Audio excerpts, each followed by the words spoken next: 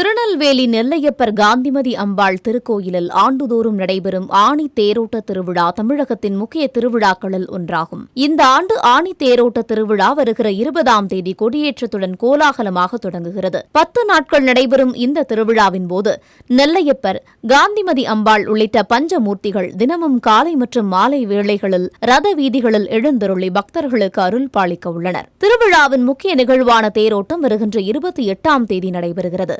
அன்று நெல்லையப்பர், காந்திமதி அம்பாள், விநாயகர், சுப்பிரமணியர், சண்டிகேஸ்வரர் ஆகிய 5 தேர்களும் ரத வீதிகளில் வலம் வர உள்ளன.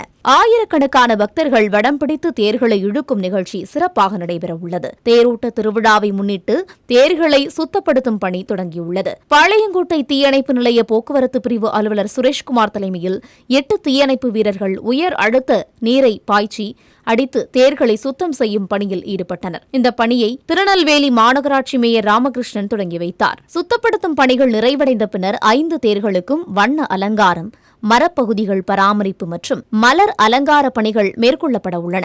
இதையடுத்து தேரோட்ட நாளில் தேர்கள் பக்தர்களில் கோஷங்களுடன் ரத வீதிகளில் கோலாகலமாக பவனி வரவுள்ளன.